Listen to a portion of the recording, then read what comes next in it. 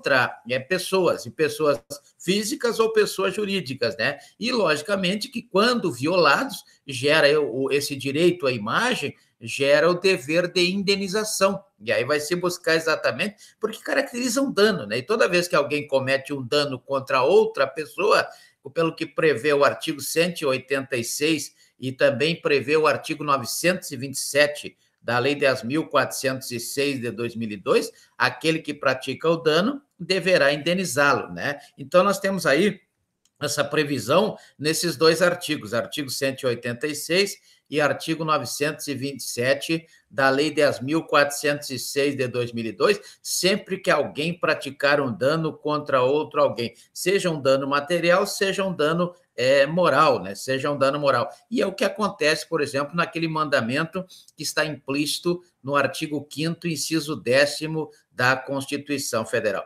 Então, o direito à imagem, ou esse direito de personalidade ligado à imagem da pessoa, pode ser interpretado como a personalidade exteriorizada, ou seja, o exterior, aquilo que a pessoa demonstra do lado de fora, como se diz, pelo indivíduo para a sociedade. Por isso, a necessidade da manutenção da boa fama e da respeitabilidade. A boa fama e a respeitabilidade. Nós temos aí como exemplo pessoas jurídicas, né?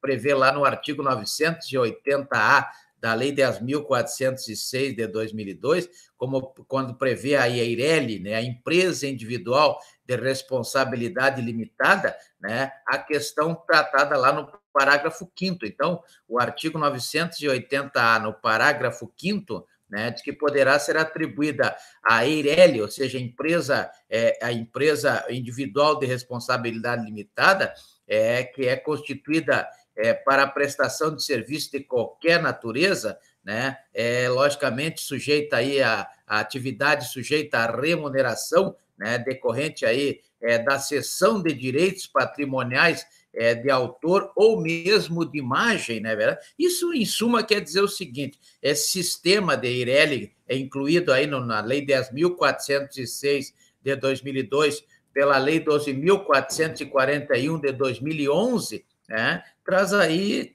uma certa diferenciação, porque, por exemplo, o nome para pessoa física tem aí a conotação de direito de imagem, né? Agora, o nome para uma empresa, para uma sociedade empresária, nos termos do artigo 966, e também combinado com o artigo 1055 da Lei 10.406 de 2002, esse nome já passa a ser uma propriedade, né? Uma vez que uma empresa registrada, por exemplo, em sociedade empresária na junta comercial, nos termos do artigo 32 da Lei 8934 de 94, né, ela passa, então, a ter aí um bem, e esse nome passa a ser uma propriedade, um bem. Então, dentro daquela noção do que prevê o artigo 1228 da Lei 10.406 de 2002, o nome passa a ser um direito de uso, né? Usar, gozar, dispor e reivindicar.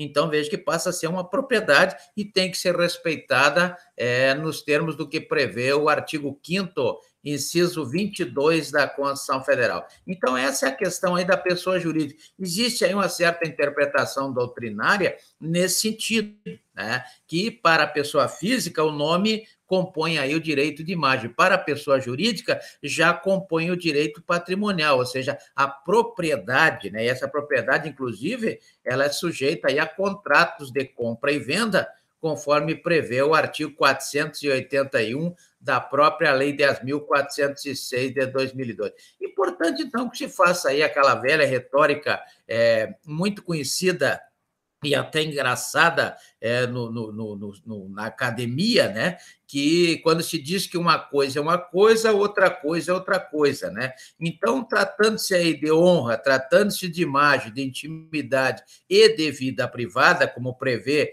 o artigo 5º, inciso 10º da Constituição Federal, né? Então, quando é que acontece a violação à imagem? A violação à imagem acontece exatamente quando há uma lesão, um atentado à boa fama e à respeitabilidade do indivíduo, da pessoa, seja a pessoa física ou seja, a pessoa jurídica. O importante é que esses dois requisitos da boa-fama e da respeitabilidade é que serão aí os objetos de lesão, né? Veja bem, importante dizer isso porque vale salientar que não há necessidade, não se necessita, ou seja, não há necessidade clara, né, de que a imagem, para que exista aí uma violação ao direito à imagem, ocorra também uma violação, né? Ocorra também uma violação à intimidade, à honra, né? Ou à vida privada. Não, não é nada disso. A imagem é uma coisa, a honra é outra coisa, a intimidade é outra coisa e a vida privada é outra coisa. Elas estão no mesmo patamar, no mesmo nível, né? Está no outro patamar, como está o Grêmio, por exemplo, só que está no patamar de baixo. Então, nós temos aí outro nível. Então, vejo que acima disso, apenas temos até as decisões jusrealista, como já foram citadas, da DPF 130, que diz que o direito à informação, o direito à imprensa, que é um sinônimo, está acima desses direitos, o direito da honra, o direito da imagem, o direito da intimidade e o direito da vida privada. Mas entre eles estão no mesmo nível, né? Ambos são irrenunciáveis, ambos são inalienáveis, ambos são intransmissíveis, porém são disponíveis, né? Disponíveis na medida em que deverá haver para o uso, o gozo, a disposição e a reivindicação,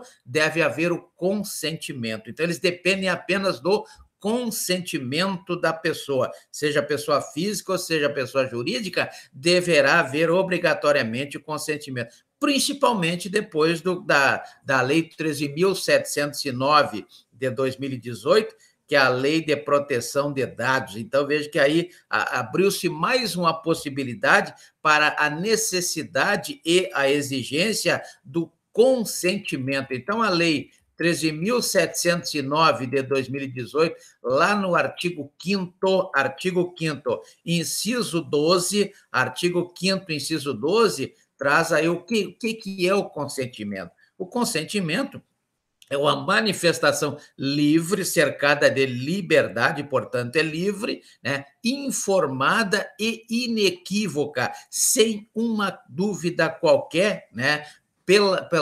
Então, na verdade, é uma manifestação pela qual o autor ou o titular, né, titular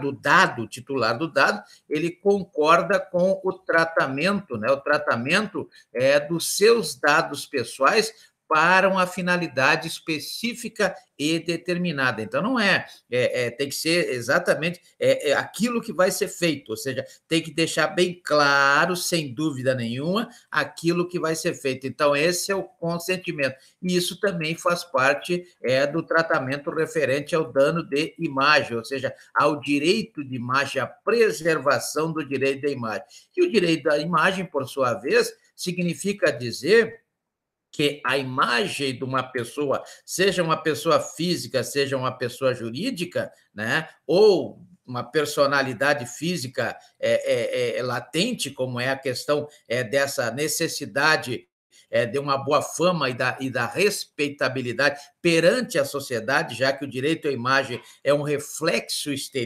exteriorizado, é aquilo que as pessoas veem em determinada pessoa, não é verdade? Então, nós temos aí essa personalidade, ela jamais poderá ser vendida, jamais poderá ser renunciada, jamais poderá ser cedida em definitivo. Porém, logicamente, né, e é o que mais se vê, poderá haver aí uma licença, poderá ser licenciada por seu titular a terceiros, né? Então, poderá ceder aí, por exemplo, jogador de futebol, ele cede a imagem, né? E aí ele cobra por isso, logicamente. Existe um contrato previsto lá no artigo 87A da Lei 9.615 de 98, que é a lei chamada Lei Pelé, né? Lá no artigo 87A, e é tão firme o negócio, o contrato ele é tão respeitado que, se não houver o pagamento por 3 meses,